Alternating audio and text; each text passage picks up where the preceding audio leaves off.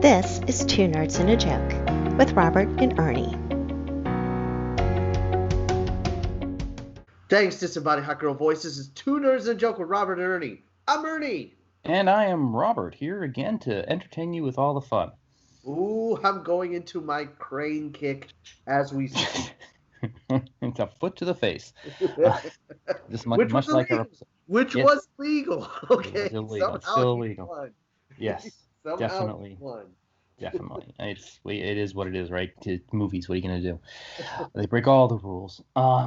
So you may be asking yourself, why are we back with more Cobra Kai? Well, because Ernie loves it so much. No, well, that's part of it. But Jason Vaughn is back again, as you can see by the title of the episode, and there just wasn't enough time. I mean, we spent an hour on the first time, and that was just going over the general concepts of the show and talking about the movies to the TV show and, you know, being adults, reliving your past, all that fun.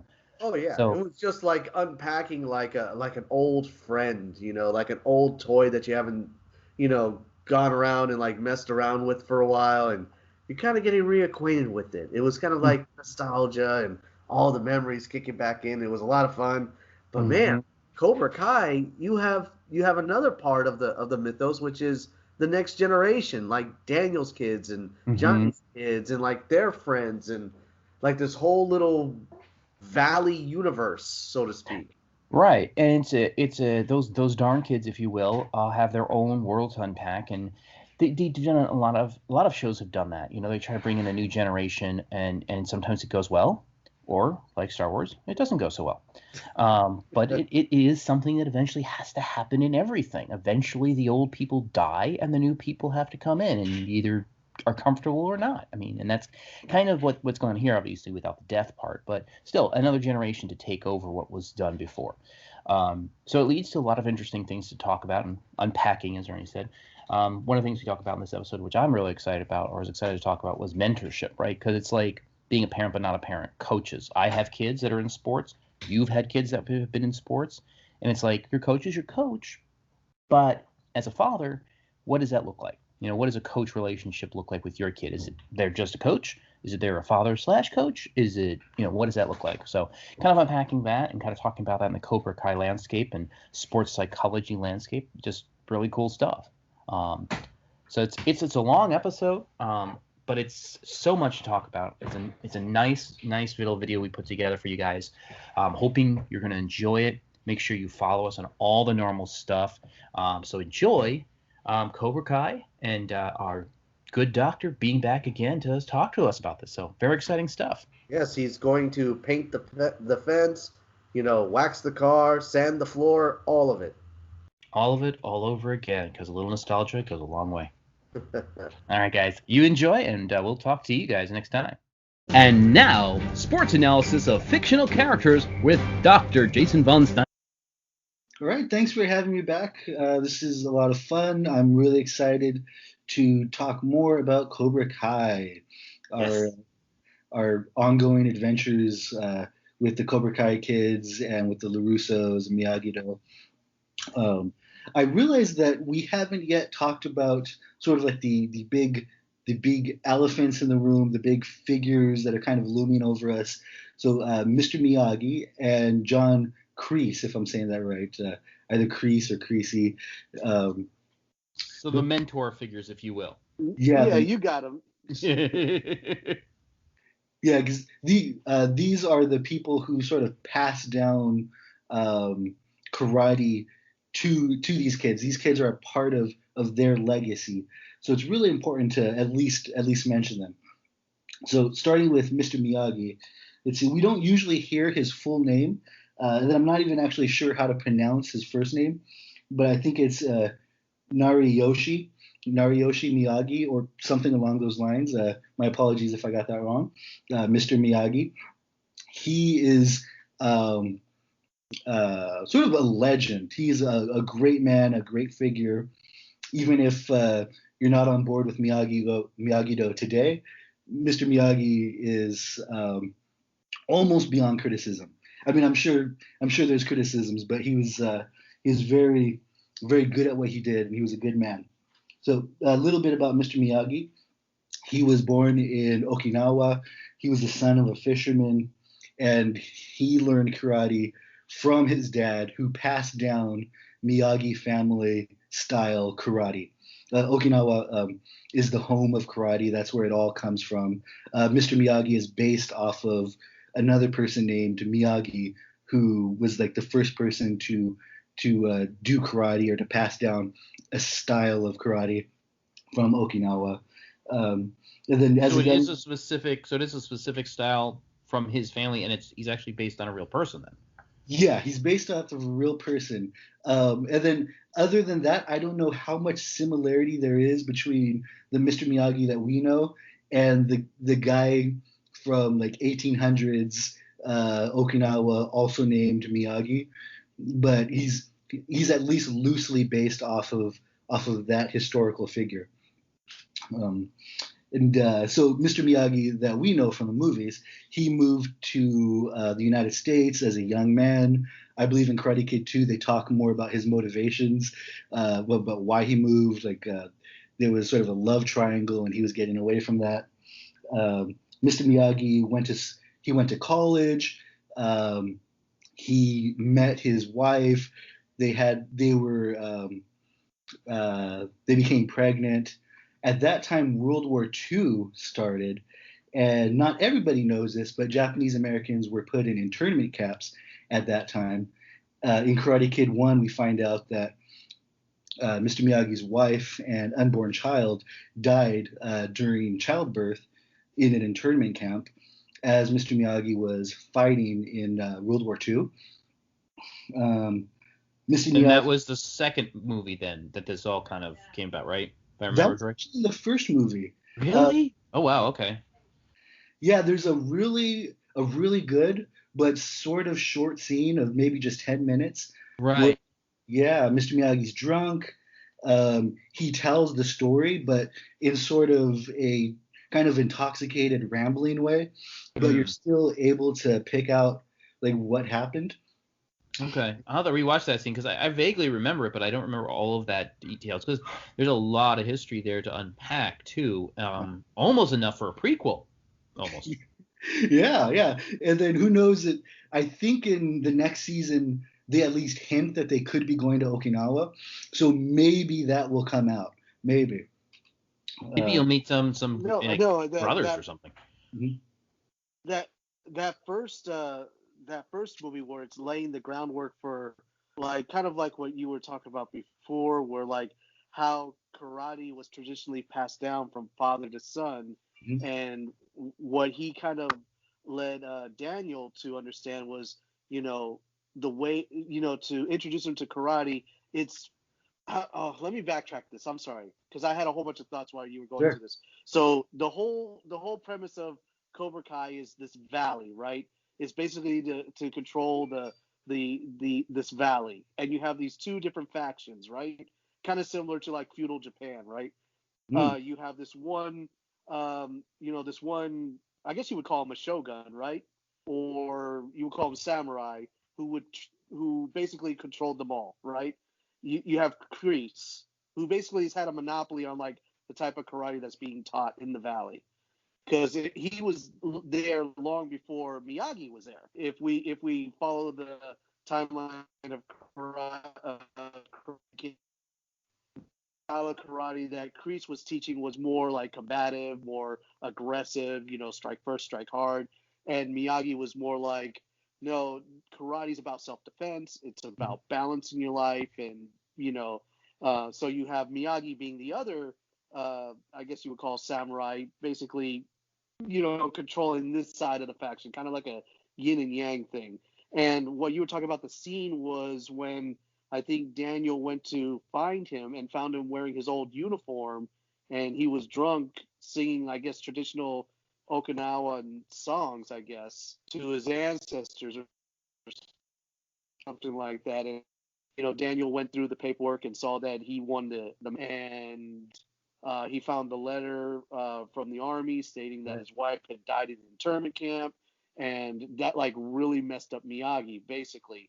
So I guess that's at that point Daniel realizes, the stories of Miyagi talking about how karate is traditionally passed down, as opposed to Kreese, which is, hey, you pay me a couple bucks, I'll show you how to punch and kick, right? And that's when you go into Karate Kid Part 2, you find out that Miyagi's like best friend kind of adopted that methodology, right? Like he took over the island and became a ruthless businessman based off of that. Like, hey, my ancestry is for sale, in other words, right? It's no longer sacred. So I'm sorry, go on, because I like our conversation. Sorry. Well, that brings up a lot of good points. So I'll just mention something or point something out, and then maybe we can get back to it more later. But in Cobra Kai, the series, and in the Karate Kid movies, I haven't seen the others in a while, but I've seen Karate Kid 1 recently.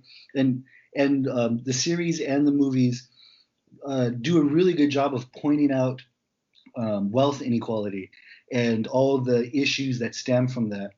In the movie, Daniel LaRusso is a poor kid in Reseda, and then he is at odds with the rich, privileged kids who can kind of just get away with anything that they want to do for the most part. And then in the series, we see Miguel, who I believe is from Reseda at this point, and he's really struggling financially, and Johnny Lawrence is struggling financially. And then just down the street, there's many very wealthy people who don't necessarily have too many concerns other than the poor riffraff who are causing problems, and they're a bad influence. And something needs to be done about those violent poor people. So the Karate Kid series and the Cobra Kai series do a really good job of highlighting that. I'm from California. I'm not specifically from the Valley, but I've been there a good amount of times working. And then I grew up in a small Mexican-American working class neighborhood right next to a upper middle class, more white neighborhood.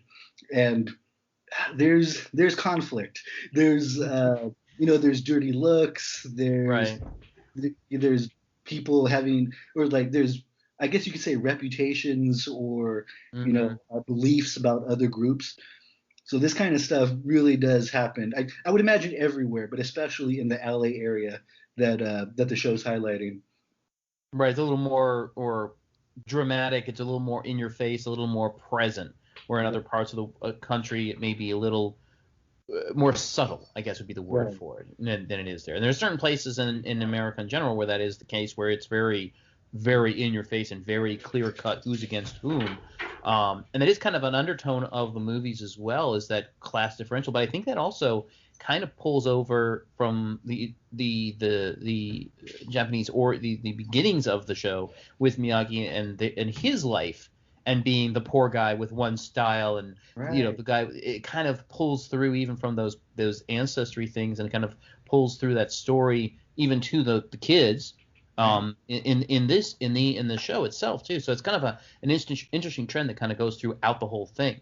So it's kind of the conflict of style, the conflict of wealth, the conflict of personality, being wrong, kind of fills through in a multiple of levels there for them to deal with. Right, exactly. And then that brings us back to... Well, also, I wanted to touch on... sorry about that. I wanted to touch on what you were talking about as far as, being in California, where, like, you see Cobra Kai Season 1 kind of set up, like, how these kids are kind of, like, falling into their little niches, especially during this time in their development. You had Daniel LaRusso's daughter, who used to hang out with everybody. Like, she didn't care like what status they had until she hit high school, and then it became like a status, popularity, hanging out with the rich kids because she was rich. They have the fancy beach club and everything.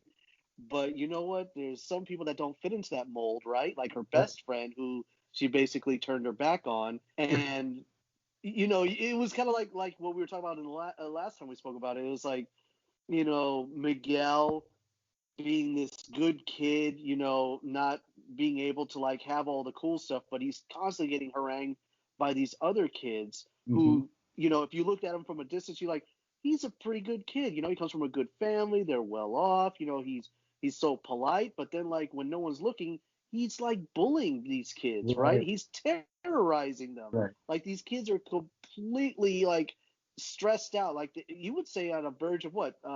Post-traumatic stress, right? Like some of them like it have like self-esteem issues.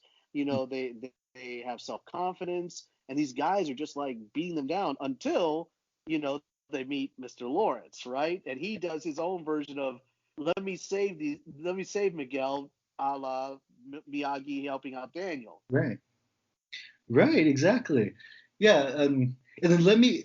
'Cause I feel like we could definitely talk about that for a long time. So let me wrap up with Mr. Miyagi real quick, and then get back to that because I have a lot of thoughts about that too. One of the last things I just want to point out that's really cool about Mr. Miyagi is he was part of the 442nd Regiment, or what was it, the 442nd Regimental Combat Team. In Karate Kid 1, you see like real quick, there's just like a piece of paper or a sign that says he was part of the 442nd. That was actually a segregated all Japanese American combat unit that fought in World War II. Many of the soldiers were recruited from American internment camps where they were placed against their will. And it has the highest number of recipients of medals of honor. Mr. Miyagi got a Medal of Honor. There was 21 people in total who got a Medal of Honor from that segregated unit. So I just wanted to point that out real quick. And this is Mr. Miyagi. This is his history. He's the great man who then passes down this legacy to LaRusso and to the kids in Miyagi-Do. They're a part of that legacy. So I just want to point that out real quick. And then as far as actually, any comments before we talk about what we were talking about before? Yeah, my thing was like, you know, in judging at it in looking at that, would you not say that like he kind of like replaces Daniel's father in a way? Because like he's like, I'm gonna pass on family tradition onto you, right? So I don't know if you kind of get the sense from the first Karate Kid. Does it translate over into Cobra Kai is the next question.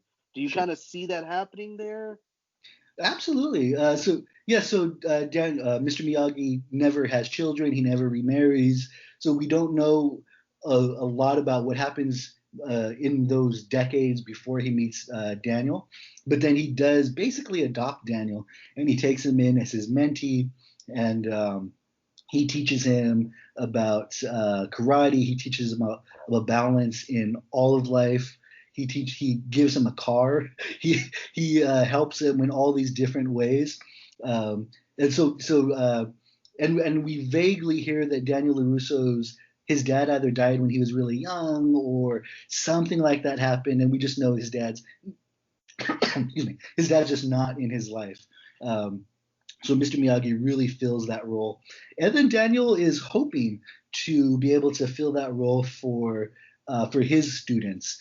Daniel LaRusso does have his own children, and he has a good relationship with his daughter. His son, we don't know if that's just like a snapshot and like right now, maybe they're not really talking very much, but we know at least for the moment, he doesn't have too much of a relationship with his actual son. But yeah, he does kind of take on all these students as their mentor and sort of father figure type. And then we do see that in Cobra Kai as well. John Kreese is he's sort of everybody's abusive stepdad in Cobra Kai. He does help them. He does take care of them. He does kind of raise them up out of their bad situation. Johnny Lawrence had a stepdad who was rich but was emotionally abusive, would always put him down. John Kreese has a different form of emotional abuse, but he does kind of encourage him to keep training. He does support him, saying, this is abusive, but it's also helpful in a sense. It was helpful for Johnny to say, like, hey, don't be a loser. Don't cry. Crying is for losers. You're not a loser, right? So it's an interesting way of going about it. Yeah. Yeah. It's manipulative. It's not the best way, but it does help Johnny more than his current actual stepdad was helping him. And then Johnny Lawrence as a sensei. He's doing his best. He's trying. He realized that John Kreese was a bad influence, and he wants to do better than him. And he's stumbling along the way, but he is reflecting on his mistakes and reflecting on his own life and thinking, you know what, I did things that were bad. I want to help them to do things in a better way. I want to help them to be better than I ever was. But I still want them to be badass, though. I still want them to, Right. he still has that Cobra Kai Johnny Lawrence flavor to it, but he is helping them as a father figure type. So let me ask you, because I have a question for you. Oh, sorry, go. Go ahead, Ernie. Sorry about that, guys, because I'm really into the show too. So I was going to ask you your thoughts on Kreese's influence on Johnny, and as far as the fact of that he didn't really have a father except for his stepdad. And in Cobra Kai season 1, you find out that his dad just put up with him like he was like another bill to pay, right? But he really loved his mom. That was the whole purpose of it, right? Like, I'm only doing this out of obligation to your mom. And then, like, his mom passes away, and apparently, like, he's been sponging off of him, right? Anytime he gets in trouble, he comes and bails him out. And then, like, roles are reversed, and he kind of throws the money back into his lap. Is like, here, I basically paid all my debt to you. I don't want to hear from you again. However, in the movie, The Karate Kid, do you think, like, he realizes that he was looking for a father figure in Kreese, but he saw the way he was acting in the tournament, and especially after in Karate Kid Part 2, where he almost killed him, right? Like he was ready to like put an end to him, and everyone tried to help him.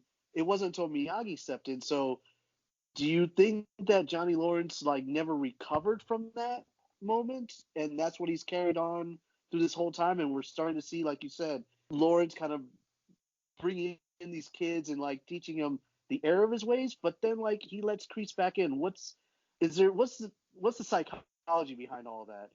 Sure. That's a good point. And John Kreese was his father figure. And then during the tournament, we do see that not only Johnny, but the rest of the Cobra Kai guys, they start to feel kind of weird about Sensei Kreese.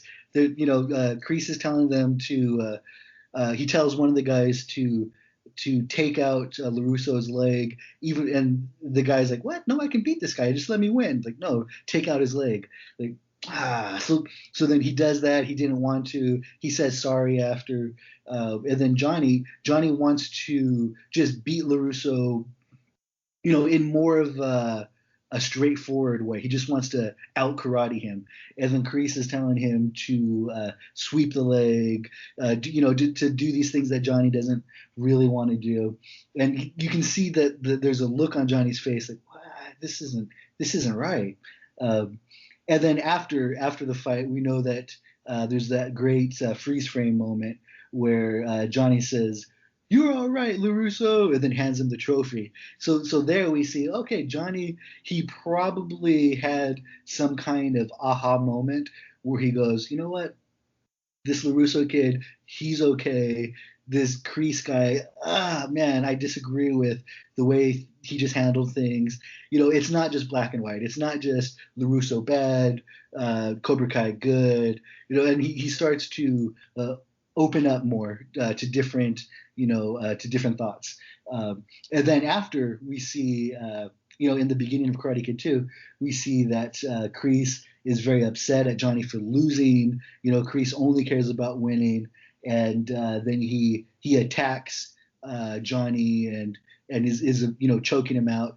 And then the rest of the Cobra Kai guys, they try to help Johnny, and then at the end, Mr. Miyagi intervenes, and then the Cobra Kai guys are like, screw this, and they walk off. And it looks as if they're saying, we quit Cobra Kai. And then I think in the series, they kind of allude to that. At the very least, they're looking back at John Kreese and like, F that guy, we don't like him, screw him. He turned us into bullies. So he definitely had that shift. And as far as if he never recovered from that moment, I hadn't quite thought of that before, but it does make sense. So Johnny, growing up, didn't really have a healthy father figure. He had a stepfather who only saw him as a burden and was just going to throw money at any problem that came up. And then he had John Kreese, who was more helpful to him and more supportive and in his life more, but had the double-edged sword of being, abusive and a very bad influence. And then after that, so far as we know, Johnny doesn't talk about some other father figure or some other important relationship in his life that he learned from and grew from. And we see him really just kind of stuck in this holding pattern from when he was in high school. So then it does make sense that, he had these relationships and he felt really burned by them. He felt, like he just couldn't trust anybody. And then he doesn't have another role model for years. And then even in the seasons that we've seen, he lets John Kreese back into his life. I think I think it's very human to have a past relationship with someone and it didn't go well, and then you give them another chance. You miss them. Your relationship with them wasn't completely negative, and you just you want something in your life again. That's very human, and it didn't turn out. Something bad is better than nothing at all. Almost. Right. And unfortunately, that's not always true. It's sometimes it's better to just be alone. Yeah. But emotionally, you want to have something. So let me ask you, because that brings about a huge thing that comes in the show. Speaking of those darn kids, right, is the mentor-mentee relationship, right, and it explores a lot of what that's supposed to look like, what it shouldn't look like. How much in your real life, because obviously this is something you must deal with in your real psychology field and what you're doing with sports. What is that really something that exists that often? Is there really a mentor-mentee? I know they exist. I know they're out there, but there is a fine line between this is a coach that coaches me and a mentor that mentors me, right? Mm-hmm. Do you see a lot of mentor-mentee relationships like they show in the shows and the movie, or is it kind of not quite on the nose? It doesn't quite fit the real scenario of what actually happens. Sure. Yeah, a lot of coaches do end up being that parental figure. Maybe it's because the coach takes a special interest in an athlete. Maybe it's a really good athlete, or maybe the coach understands that the person doesn't have stability or other parental figures in their life. So that definitely does happen. And then sometimes the coach doesn't even necessarily know, or sometimes the coach doesn't know that they're having as big of an impact on the athlete as they are. Sometimes the coaches are trying to help everybody in the room or everybody on the field or whatever it is, and then for some athletes, they might not even say anything. They might not indicate that it's more of a special relationship, but they just don't have anybody else in their life. So then for those couple hours a day, when they get to practice and they get the attention of the coach and they get the camaraderie of their team, that's their time to have stability. Or if coaches provide snacks, Cliff Bars, maybe meals here and there, that might be the one meal that the athlete gets that day in certain situations. So even if the coach isn't even aware of it, they can play that really important figure in the athlete's life. But then oftentimes the coaches actually are aware of it. They check in, they give the student a ride home every once in a while. They stay late so that students can stay late because they don't have anywhere else to go. So I think for the most part, it is a realistic depiction. It's dramatized a little bit, or a lot, but but it is a fairly realistic depiction. And just like in real life, some coaches are great influences. Some coaches, even though they're providing an outlet, they might be a bad influence. And then there's everything in between too. Interesting. Well, I think about Kreese and Johnny, right? and Miyagi, Mr. Miyagi. Should we call him Miyagi or should we call him Mr. Miyagi out of respect? What do you think? Respect is Mr. Miyagi. Yeah. Mr. Miyagi, right? Mr. Miyagi and Daniel, right? So you have Johnny, who probably at home, and Cobra Kai lays it out, probably got no support from stepdad, right? He goes to Cobra Kai, and there's Kreese, this big tough guy, who says, "I believe in you because I believe that you're a winner. You're not a loser. You know what I mean? You're the toughest guy. You're the toughest badass on this block. You know, you run this show." And he does the same thing that Kreese did with him with Miguel, right? Like, you see that. Like, he's like, "Miguel, you're my student. You are the Cobra Kai. Cobra Kai rises and falls with you," right? He's the heart and soul of Cobra Kai. And with Miyagi and Daniel, it was a little bit more nurturing, and it wasn't so much about, like, you know, I guess putting, what would you say, like, self-inflating Daniel, but like just giving him his confidence back, like basically saying, "Hey, look, you're still a person. You mean something. You're a part of all this. It's not that you're in charge and you're going to force people to like respect you. You're going to earn their respect by being a good person and things like that, and doing things out of kindness and all that stuff." So, like, that's what I kind of see in Cobra Kai, the two different things, because he takes, because Daniel actually tries with his daughter, if I'm not mistaken, and like you said, he has no relationship with his son. But then there's Johnny's son, right?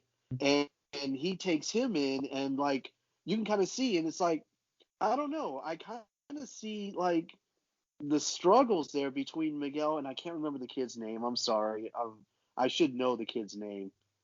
What's his name? Robbie, Johnny's son. Yeah, it's Robbie, right? Yeah. Right? Yeah. So you see them two, and you're kind of like, it's Danny and Johnny all over again, right? Except kind of like a reverse, where Miguel, the poor kid, who's like still has that sense of humble in him, right? And you're like, oh my gosh, he's turning into like this badass, right? Yeah, it's do you have any other thoughts? Well, the other part about that is what I was going back to was the whole coach relationship thing. Is that I had met somebody who was a high school coach in Georgia, where football is like almost like another religion there, and he has been at this high school now. He's been a coach for 40 years, but he's been at this one high school for the last 20, and he's won numerous state championships. And he says it because of where he's at and where the kids come from. It's very poor, and like it's very much a struggle for the kids there. Like you said, some kids, the only male person they have in their life is him. And he says those kids will play through a brick wall. Now, earlier in his career, he thought the best job to get would be at some private school. So he was at a private school for 10 years. They paid him well. These kids never had to worry about where their next meal was coming from. So playing football was like an escape for them, just something to do exercise, right? So they really didn't have like that second level of like ferocity that's needed in like some of these sports, like MMA, UFC. You kind of need to have that little bit of like, this guy is coming to like take my stuff type of fear, right? And you're defending yourself. Whereas these kids, and he said nothing wrong with that. It's just you could tell the difference between the two. So and you kind of see this in Cobra Kai as well, where like you see the difference between the two dichotomies there. Like you have the valley, like you said, the really rich right across the street because they commingle with each other, and on the other side of the street, these kids are struggling. Mm-hmm. Yeah. Yeah, exactly. Let's see. I'm trying to think of where to start. But I guess to address the last point you're making, it really does highlight the wealth inequality and the different situations people are in. Watching the training montages, you see Cobra Kai, who Miguel is from a lower income background, and you don't really know about the rest of them. I mean, there's also Hawk and Aisha, and they come from more money, but the others you're not really sure about. But you see kind of backgrounders, if you will. Yeah, yeah, the red shirts. Yeah. So you see them training, and they're running through forests, attacking each other, and they're running from dogs in a junkyard, and they're in a cement mixer, just covered in cement and just kind of grossness, and just trying to move the cement mixer from the inside. And then you cut to the LaRussos or the Miyagi-Do kids, and they're on the beach, just a beautiful sunset in the background, and they're doing sort of like kata or some Tai Chi style exercises, or they're in a beautiful garden on Mr. Miyagi's old home, or they're in Daniel LaRusso's Encino sort of like McMansion or wherever he's living, just in some beautiful estate. And then when you see it cut back and forth like that, it's like, wow, yeah, there's the Cobra Kai kids who we already know are like a ragtag group of misfits who were bullied their whole lives, or they're overcoming all this adversity. And then we cut to Miyagi-Do, and we don't know that much. When there's the large group, we really don't know that much about them. We know there's Robbie, who Johnny's son, and he comes from a lot of adversity. But then there's Samantha LaRusso, who, she just wants people to be nice. she has. I'm on the fence about that, because Robbie has that fight, right? Yeah. You know what I mean? Robbie has that fight, because he's been without, like, you see it, poor kid. He's in an apartment. His mom ditches him to Mexico, and there's no power. He's like eating cereal with water or something like that, right? Like, he doesn't even have milk. And there's Danny's daughter, who's got like the best of everything, and like literally, if you were, and that's what I'm saying. Like, it seems like Robbie would be I guess on par with Miguel as far as like skill, but I think just the fact that Robbie's probably had a rougher go, that he's probably a little bit more ferocious in this type of like environment. Wouldn't you agree with that? Yeah, Robbie's definitely had. Well, it's hard to say, because Robbie and Miguel have both had rough lives.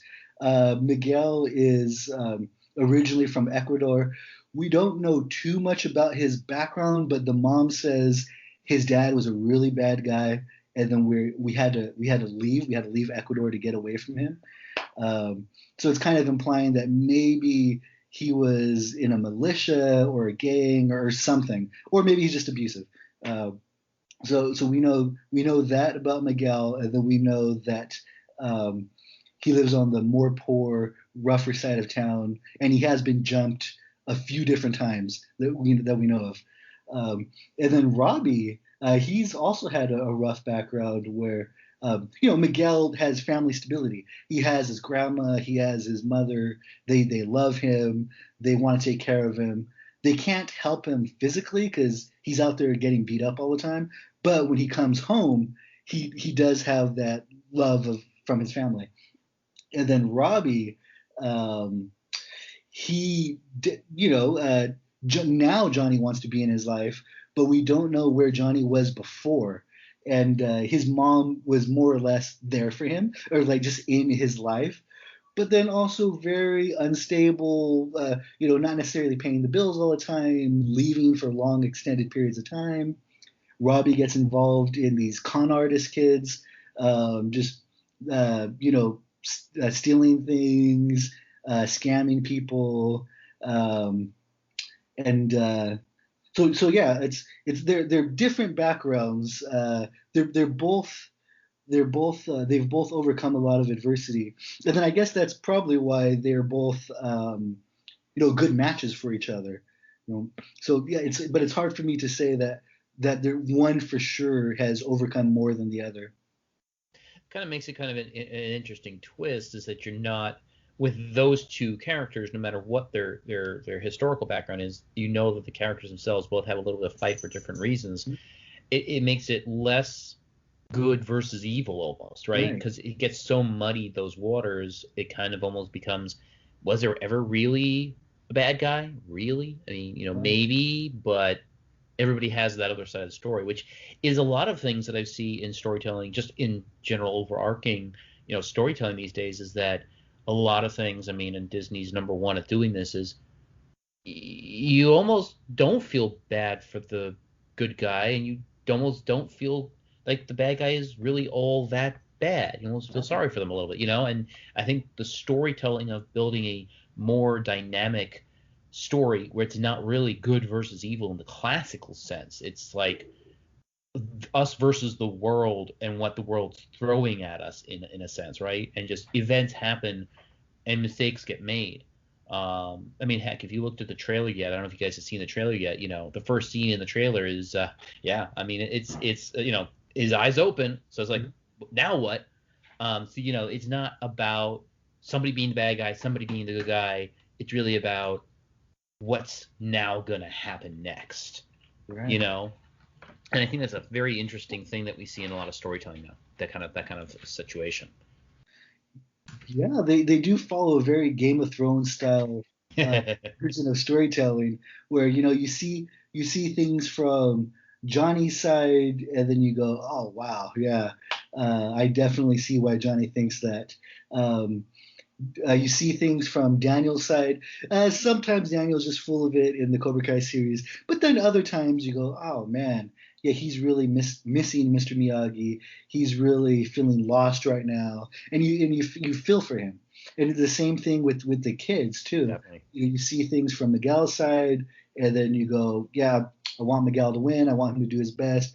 You see something from Robbie's side. You see how his mom's always missing, how his dad wasn't there for him in the past, so he doesn't trust his dad now. And you feel for the kid. I don't agree with the decisions that all of the characters make all the time, but you really feel for them. Yeah. Well, that's the fun of it too, right? Well, it's more realistic. Yeah. Well, I had a question for you. When you come across, I don't know if you come across this in your field.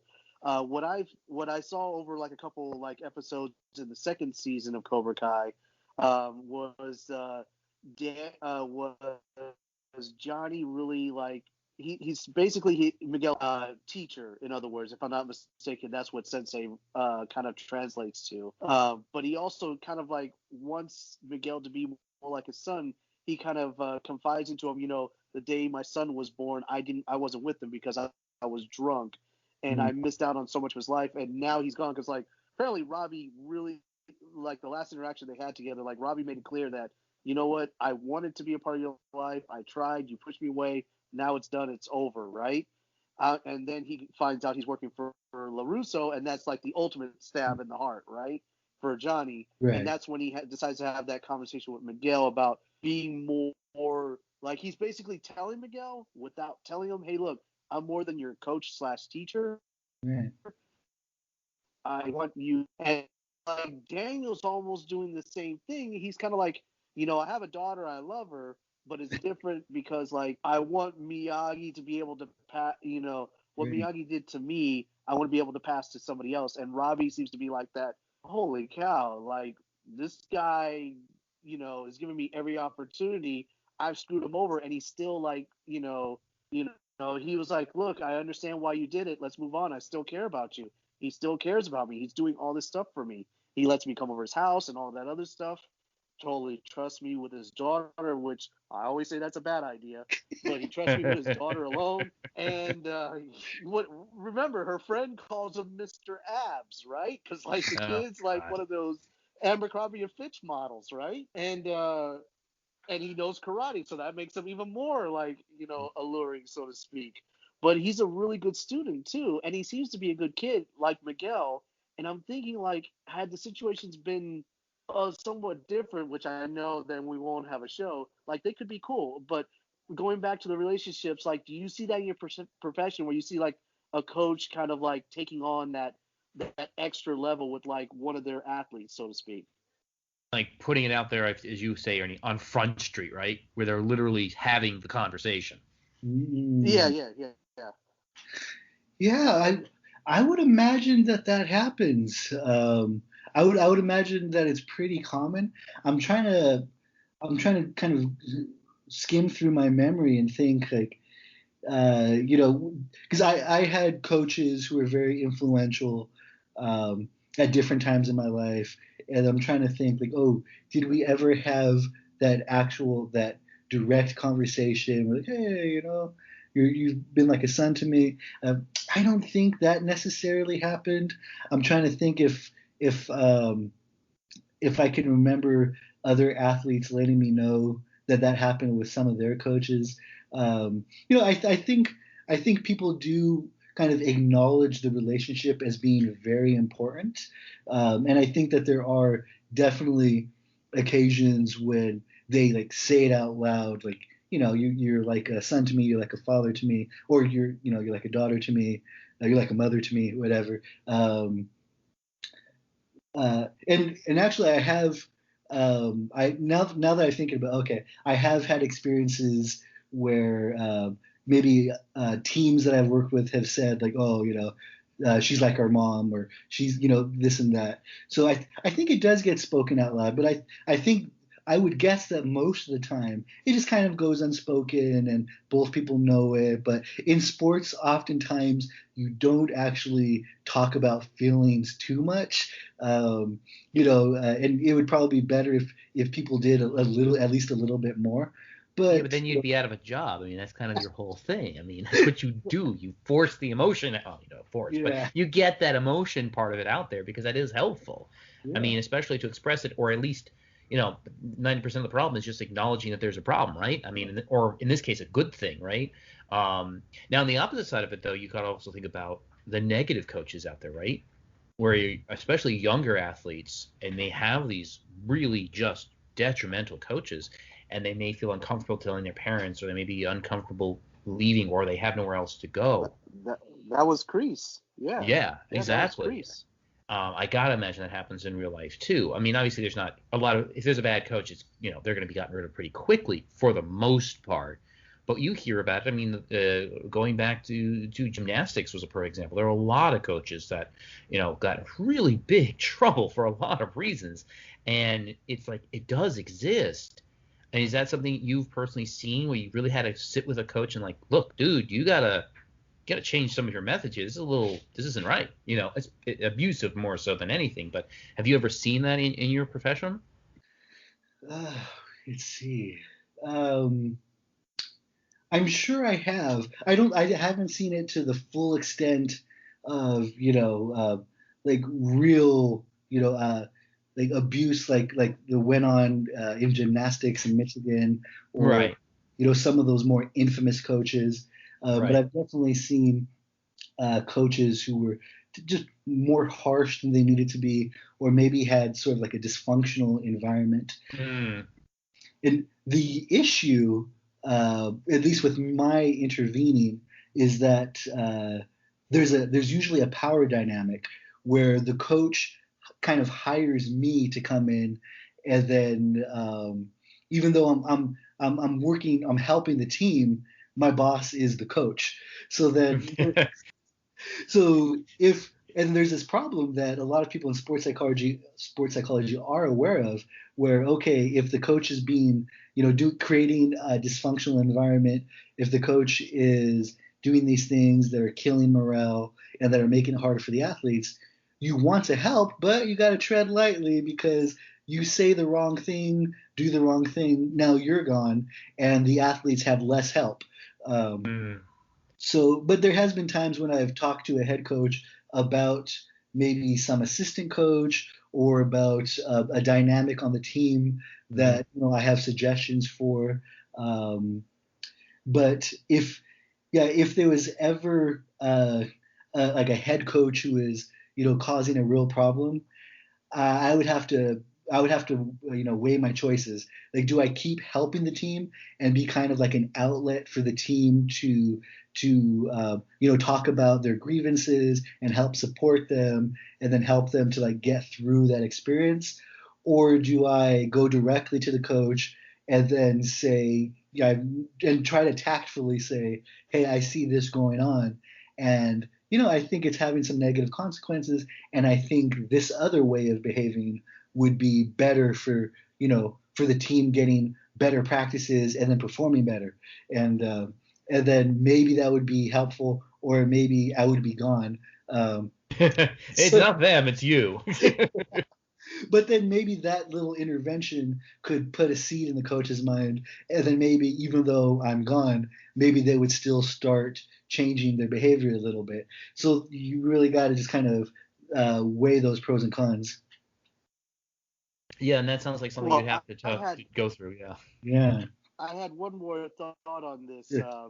I believe it was in the movies, especially the first one, where like this tells you how like fearless. I don't know if you would call it fearless. Like the way Miyagi approached life, like he wanted to do the right thing. He took Daniel after he got beat up and went to Cobra Kai and confronted like John, like confronted the whole group of them. Like he walked in with them, and I don't know if Daniel asked him that. He goes, why are we doing this? Don't you know how these guys are bad? He goes, they're not bad guys, just bad teaching, right? So he goes and confronts them, and how like he stood toe to toe, and he wasn't intimidated at all.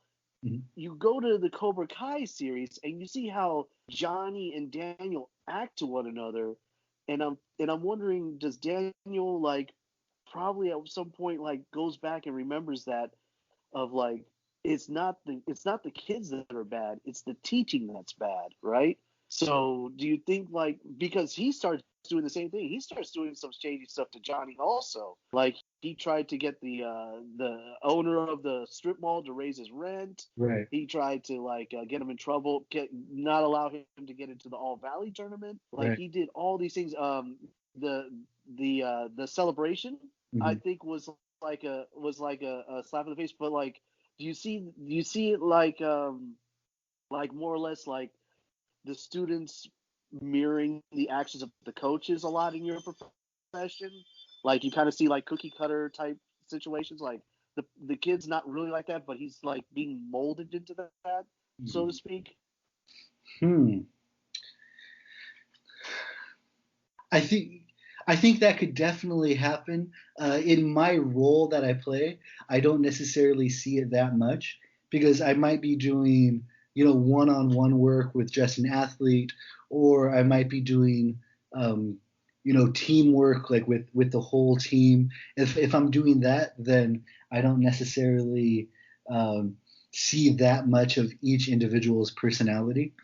And then if I'm working with just an individual athlete, I don't necessarily know all that much about the coach except for what the athlete tells me.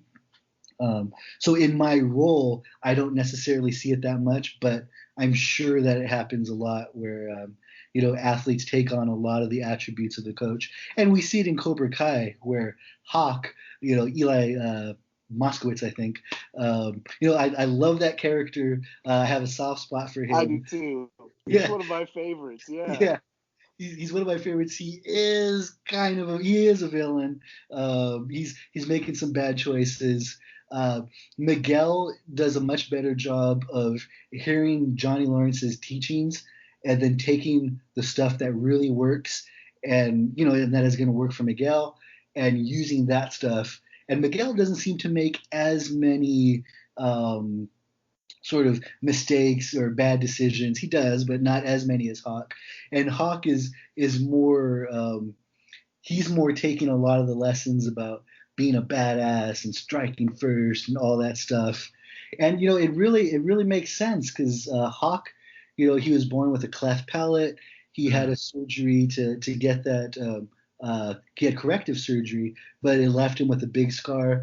And it seems as if he was bullied pretty viciously his entire life. So now he's taking a lot of that pain, a lot of that inner rage that was always in there, and then now it's getting an outlet. And as much as I love that character Hawk and as fun as he can be at times, he's on an arc. He's on his own journey. Hopefully he grows a lot and then learns he doesn't need to be a bully himself. He can relax a little bit more, be a little bit more just kind of genuine versus putting on so much of a persona. But that would be an example of, someone taking more of the bad teachings or just applying those same teachings, but just in kind of a negative way, and taking on the rougher qualities of a coach. No, that makes sense. So, it's been a great conversation, and I love this. And there's so much more to explore in the next season because it's coming out very soon. We hope. What are some of the things with these kids? Kind of sum up the episode, if you will. What's from some of these kids you want to kind of see happen with their arcs as far as the stories coming on? And what about that love triangle, right? I mean, come on now. we need some action here. Let's go. Right. I know. Oh man, yeah.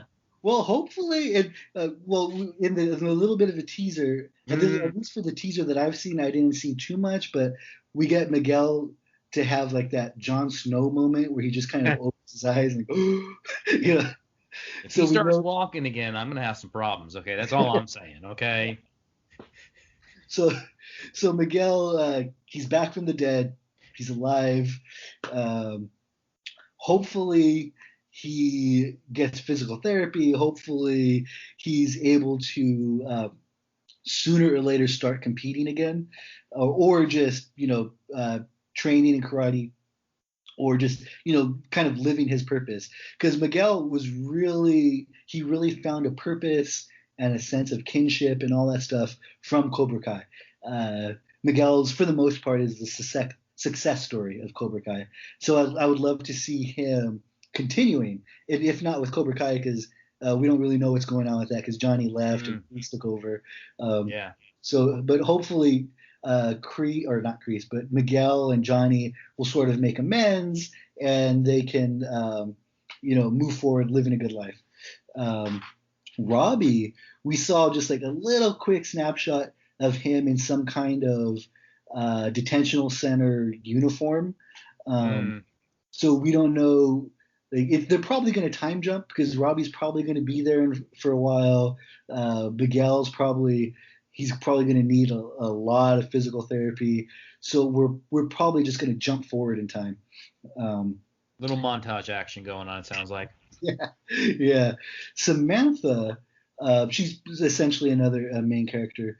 What I would like to see from her is more actively facing adversity and more actively overcoming it. Samantha, most of the things that happened, she was just kind of like an observer, and she just kind of wanted everybody to be nice, and she didn't a lot of the Miyagi-Do people didn't really overcome that much compared to the Cobra Kai kids. Right. So I would love to see her overcome some kind of personal adversity. She's good in a fight. She's good at being down and out in a fight and then coming back and winning. But personally, she wasn't the one who stood up to the mean popular girls. Her friend Aisha did that. She didn't play too much of an active role in any of the events. So I would like her to actually overcome something. That might be her big arc, is that she finally stands up. Well, there's the anti-Sam Tori, right? Right. The anti-Sam. There you go. Yeah. And then Tori, I guess Tori, I would like to actually learn more about her and see where she's from, other than probably being poor and probably having a lot of adversity in life and somehow getting really good karate training. We don't really know anything about her. So hopefully we learn more about her. There's a lot, and then hopefully we see Hawk again, maybe with a different colored mohawk. There you go. That's what it's all about, right? It's all about the mohawk. It's all we care about. Yeah. What's the colors? Hopefully he kind of redeem himself a little bit more, as far as learning to be less of a bully, but still having his confidence and still being a cool guy. Hopefully he doesn't go even more into the dark side with Kreese, which is also a possibility. He'd be the little Padawan there of the evil. Yeah. Well, there's a lot to look forward to. The new season's coming out very, very soon, we hope. Fingers crossed on that front. We'll all be watching very, very much, and more to come. We want to thank everybody for listening and watching today from wherever you're listening or watching. So good times. Thank you guys so much. Thanks to our fans. And, of course, as always, Doctor, if you will. Insert tagline here. Insert tagline here, guys. We will talk to you guys next time. Bye. And that's another episode of Two Nerds and a Joke. Follow Robert and Ernie on Instagram, Twitter, Facebook, and subscribe to their YouTube channel.